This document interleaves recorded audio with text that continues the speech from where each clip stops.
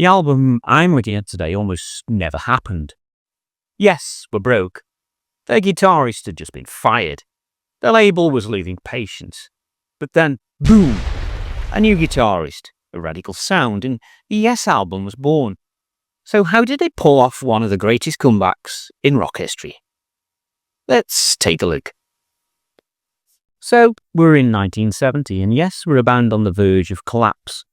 Their first two albums, whilst containing moments of real promise, had failed to make a serious dent either commercially or critically. Their label, Atlantic Records, were frustrated with the lack of return, and they were considering cutting ties.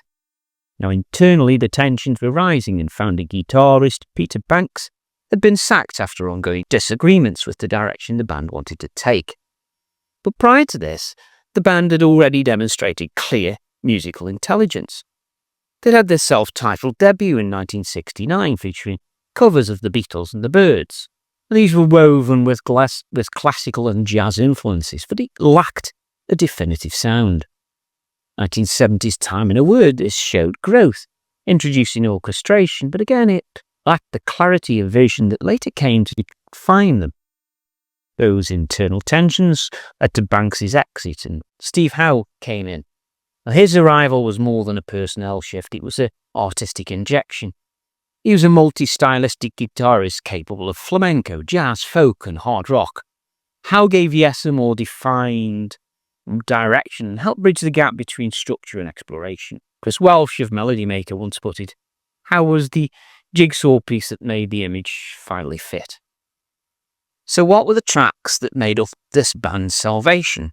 Well, there were 6 lifesavers, and here's a quick look at each of them.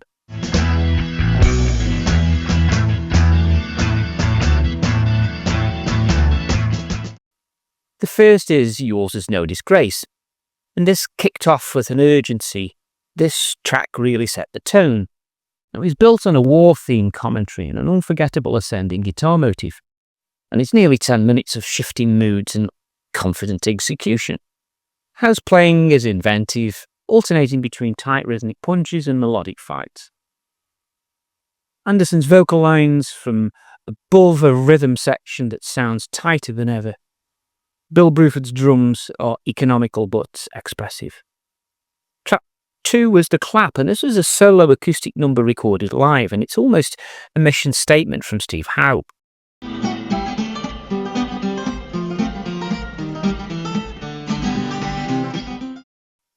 Technically dazzling without being self-indulgent, it serves really as both a breather and a bold declaration. Yes weren't going to do things the usual way anymore. This wasn't filler, it was proof that even stripped back, the band could hold attention. The third track was Starship Trooper, and arguably the standout moment.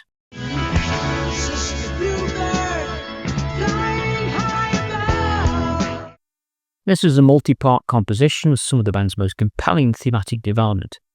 The Worm section with its slow build and hypnotic repetition. This became a live favourite and an essential part of the prog catalogue. It really demonstrated the value of musical patience and pays off in one of the most satisfying climaxes of the entire discography.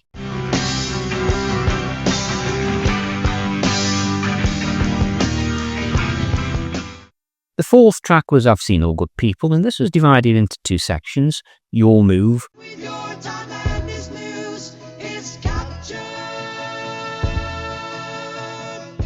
and All Good People.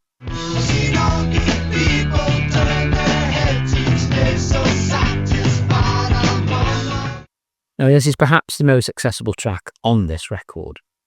So opening with a chess-inspired lyric over acoustic guitar and recorder, it then transitions into a bluesy rocker that, despite being simple, just doesn't really feel out of place, and it's one of the few moments that really brushes with mainstream radio potential.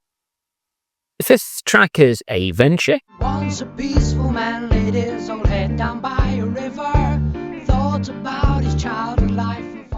This is often overlooked, and this really is a track, it's a bit of a wild card.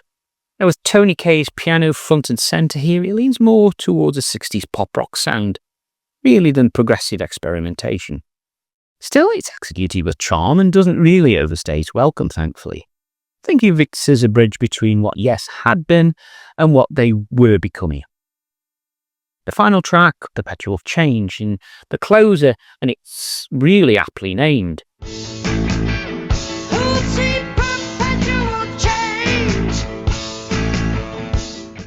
It's featuring overlapping time signatures and tempo shifts, and it captures the band really at full stretch.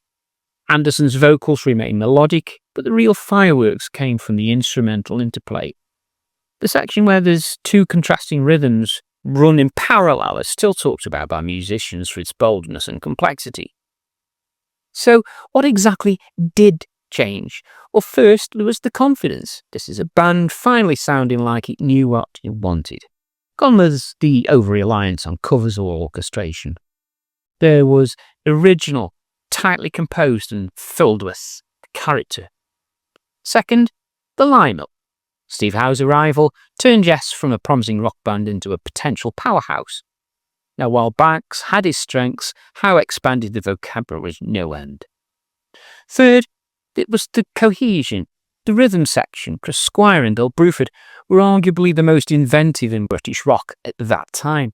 Squire's bass playing acted as a second guitar, weaving in and out of Howe's lines, while Bruford provided a sharp, jazzy backbone. And fourth, ambition. Without yet taking into self-importance that marred some of their later efforts, this album aimed high but remained engaging. It was musically bold without forgetting the listener. As John Anderson later said in an interview with Classic Rock, we wanted the songs to mean something, but also to be something you could feel in your gut. Now, at the time, the critical reaction was mixed. Some praised the musicianship, but questioned the indulgence of song length and complexity. Rolling Stone, for instance, gave it a lukewarm review in 1971 and suggested that the ideas really outrun the emotion. But really, over time, this album's reputation has grown. Modern assessments are really so much kinder now. AllMusic describes the Yes album as the first real expression of Yes as a force and progressive music. Now, Mojo praised it in a retrospective as the moment when Yes stopped trying to fit in and started creating something truly their own. But beyond the critics, the public also responded. The album reached number 4 on the UK albums charts and really went platinum in the US. The success brought the band creative freedom. It's a rare currency. And it set the stage for the run of albums that followed. Fragile, Close to the Edge, and Real Area. None of that would have happened without this record, Making the Noise First. And it's easy to forget that many albums now seen as genre-defining were once viewed as risky. In early 1971, the Yes album wasn't a guaranteed hit. It was very nearly the last throw of the dice for the band. But what did emerge was something with staying power, and to this day, younger bands in the progressive scene cite it as a major influence. Stephen Wilson has spoken about how often his Starship Trooper shaped his sense of musical development. Even outside of prog, artists have borrowed the structure daring of tracks like Perpetual Change in everything from post-rock to indie. Final thoughts. So as I cast a reflective eye on the Yes album once more, it didn't just keep the band afloat. It gave them a clear direction. It replaced uncertainty with purpose. It announced with confidence that music could be ambitious without being impenetrable. That technique serves expression, and that change, when it's rooted and intense, can sometimes rescue a band from the brink, as we saw here. So why did this Yes album change everything? Well, because it's the moment they stopped chasing success and really started earning it. Now, if you like this breakdown, hit that like button for me if you will. It really does help. You'll find album purchase links and a donation support info in the video description. Now, as we're talking about the band Yes, I shot a video about their 10th album here, where the band Upheaval forced 2 new members into the spotlight. And that's the video I want you to watch next. I'll see you over there.